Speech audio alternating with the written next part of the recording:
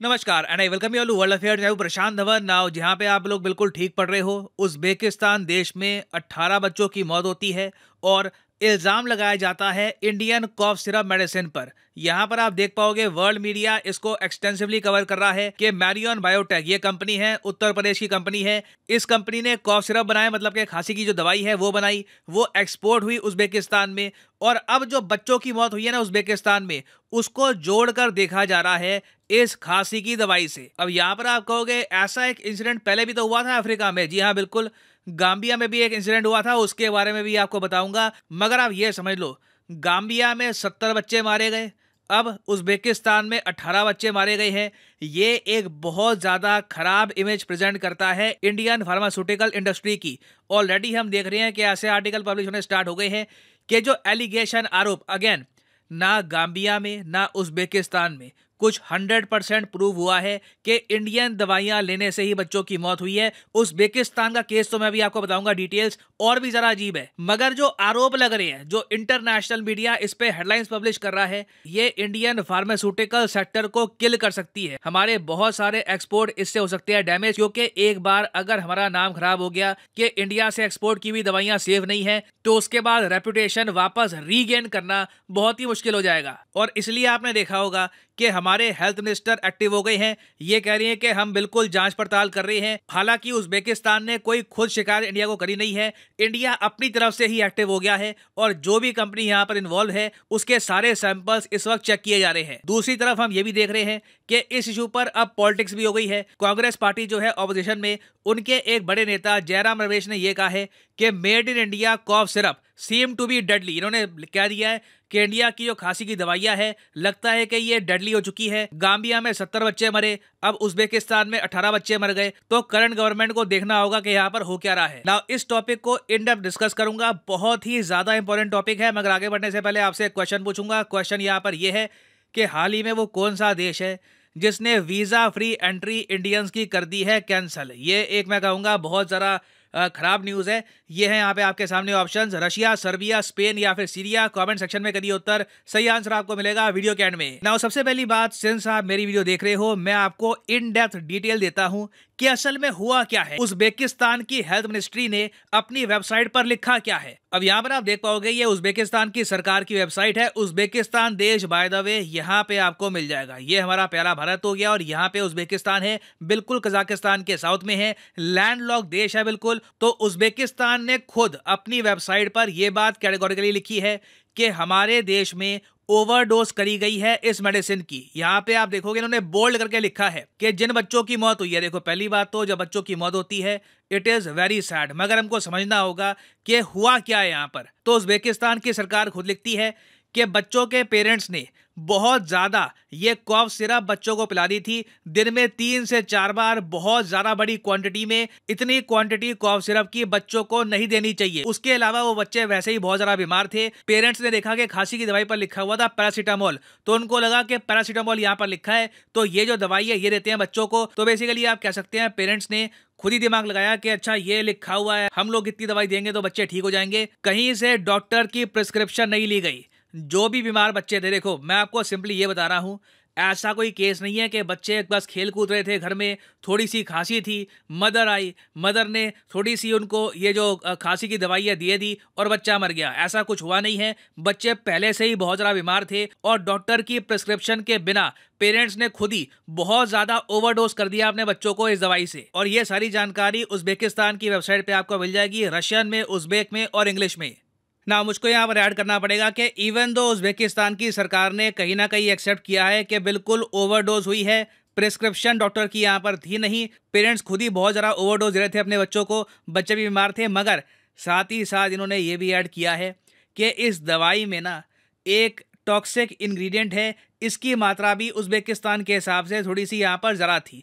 और अब यही इशू है कि ठीक है, उज़्बेकिस्तान में भी जो ये सैड इंसिडेंट हुआ है वहाँ पर बाकी पार्टीज भी इन्वॉल्व थी, मगर क्या दवाई में भी कुछ टॉक्सिक एलिमेंट था, इसको लेकर यहाँ पे आप देख पाओगे हमारे स्वास्थ्य मंत्री ने ये लिखा है कि regarding the reports from Uzbekistan concerning contaminated syrup made by Indian company Marion Biotech, Noida, Uttar Pradesh. हमारे देश में जो नेशनल ड्रग रेगुलेटर है, जो देखता है कि दवाइयों की क्वालिटी कैसी है, ये बिल्कुल इस वक्त कॉन्टैक्ट में है उज़्बेकिस्तान उज़्बेकिस्तान की सरकार के ये बिल्कुल हरकत में आ चुका है। हम लोग इस वक्त टेस्ट कर रहे हैं कि इंडिया में जो ये कॉफ सिरप बन रहा था इसमें इंग्रेडिएंट कौन से हैं, क्या यहाँ पर सच में कुछ खराब चीज मिली हुई थी। और मेन देखो यहाँ पर फोकस रहने वाला है एथिलीन ग्लाइसॉल पर। एथिलीन ग्लाइसॉल ये देखिए काफ़ी कॉफ सिरप्स में दुनिया भर में आपको मिलेगा और ये टॉक्सिक हो सकता है। जो गाम्बिया का केस था, द गाम्बिया देश जो आपको मिलेगा अफ्रीका में, जहां पर 70 बच्चे मारे गए थे, तो गाम्बिया की सरकार और WHO ने भी उस वक्त संकेत ये दिए कि एथिलीन ग्लाइसॉल हो सकता है कि बहुत ज़्यादा मात्रा में हो made in India cough syrup में। मगर इंडिया में जो टेस्ट किए गए, इंडिया में जो सैंपल मिले, वहां पर एथिलीन ग्लाइसॉल नहीं पाया गया। अच्छा, वैसे आप कहोगे इसे ऐड किया क्यों जाता है कॉफ सिरप में? देखिए, ये एक टाइप का सॉल्वेंट है, एक विस्कस सा जो मटेरियल बनता है एक कॉफ सिरप में, जो आराम से गले के थ्रू गुजर जाता है। इसे ऐसा बनाने के लिए आपको चाहिए होता है सॉल्वेंट। ज्यादातर बताया जाता है कि सेफ सॉल्वेंट होते हैं ग्लिसरीन या फिर प्रोपिलीन ग्लाइसॉल, मगर कई बार कंपनियां अपने पैसे बचाने के लिए यूज करती हैं एथिलीन ग्लाइसॉल। ना उज़्बेकिस्तान वाले केस में चेक करना पड़ेगा कि जेन्युइनली क्या इंडियन दवाइयों में एथिलीन ग्लाइसॉल था या नहीं।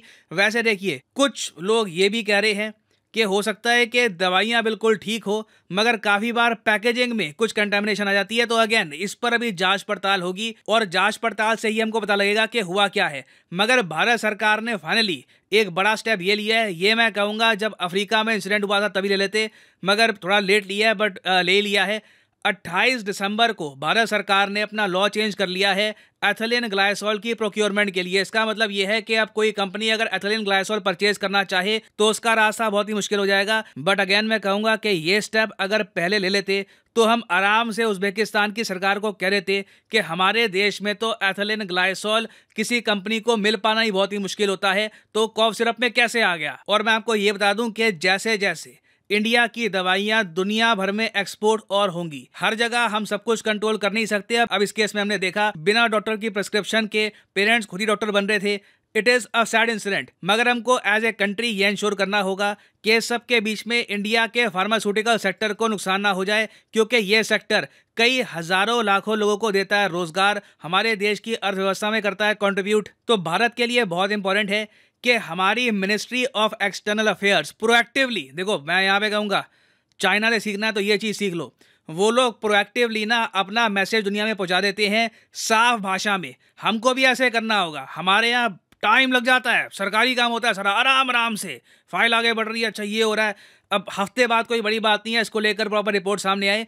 मेरे हिसाब से सारे डिटेल्स हमारे पास रेडी होने चाहिए। मान के चलना चाहिए कि कभी भी ना किसी भी देश में ऐसा अगर इंसिडेंट होता है तो उस केस में इंडियन फार्मास्यूटिकल सेक्टर की तरफ से जो भी स्टेटमेंट आनी चाहिए वो क्या होगी, हमारे जो सेफ्टी स्टैंडर्ड्स हैं उनके बारे में दुनिया को हम कैसे बताएंगे, ये सब हमको करना होगा। अगर हम सोते रहे और सोचा कि हम आराम से हफ्ते बाद जवाब देंगे तब भी चल जाएगा, तो जो लोग इंडियन फार्मास्यूटिकल सेक्टर को नुकसान पहुंचाना चाहते हैं वो आराम से अपना काम कर देंगे ना। फाइनली वापस आते हैं अपने क्वेश्चन की तरफ कि हाल ही में वो कौन सा देश है जिसने वीजा फ्री एंट्री कैंसिल कर दी इंडियंस के लिए। इसका मतलब ये है कि आगे आने वाले पासपोर्ट इंडेक्स में भारत की रैंक गिरने वाली है, अनलेस कोई कंट्री और सामने आ जाए वो कहे कि हम एंट्री देंगे इंडियंस को।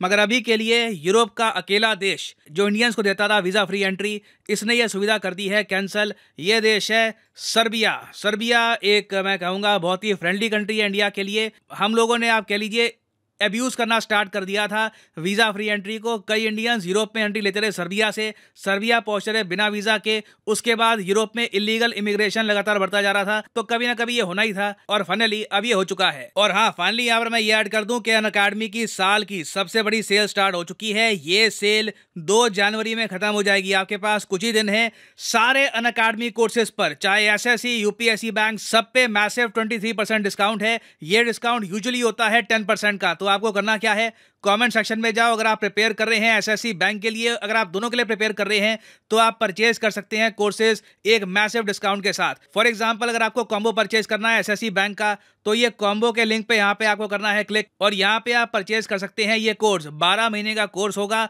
और यहाँ पे लिखा हुआ है 865 रुपीज पर मंथ। ये प्राइस पे मत करना, कोड डालो यहाँ पर PD10 और सीधा 23% का मैसिव डिस्काउंट मिलेगा। बस आपको पे करना है लकी नंबर 666 पर मंथ और आपको ये कोर्स मिल जाएगा। तो यूज करिए code PD10 and save money. और इसी नोट के साथ ये वीडियो का अंत। Thank you for listening and as always god bless you all.